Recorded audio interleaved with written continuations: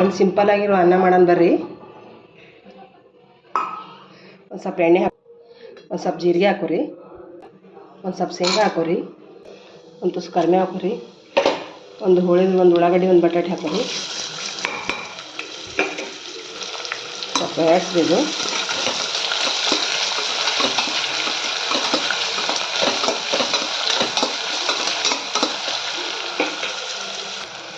ಒಂದು ಸ್ವಲ್ಪ ಮಸಾಲೆ ಖಾರ ಹಾಕೋರಿ,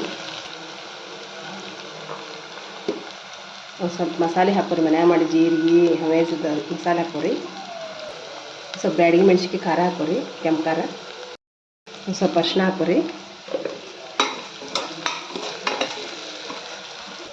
ರುಚಿಗೆ ತಕ್ಕಷ್ಟು ಉಪ್ಪು ಹಾಕೋರಿ.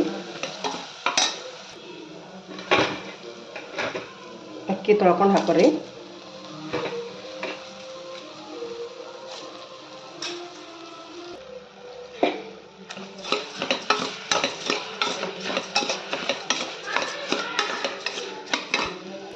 ಸ್ವಲ್ಪ ಕೊತ್ತಂಬರಿ ಹಾಕೋರಿ.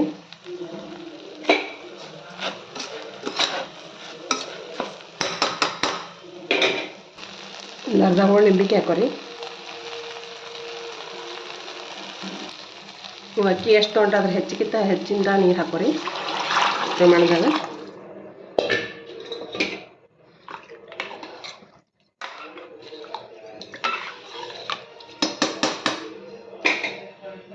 ರೆಡಿ ಆಗ್ಯದ ನೋಡ್ರಿ ಸಿಂಪಲ್ ಆಗಿ ರೈಸ. ಹಿಂಗೆ ಮಾಡ್ಕೊಂಡು ನೋಡಿಬಿಡ್ರಿ ಒಂದ್ಸಲ. ರೆಡಿ ಆಗ್ಯದ ನೋಡ್ರಿ ರೈಸ. ಹಿಂಗೆ ಒಂದ್ಸಲ ಮಾಡಿ ನೋಡಿರಿ, ತಿಂದಕ್ಕೆ ಒಂದು ಸ್ವಲ್ಪ ಲೈಕ್ ಮಾಡಿರಿ, ಶೇರ್ ಮಾಡಿರಿ, ಸಬ್ಸ್ಕ್ರೈಬ್ ಮಾಡಿರಿ.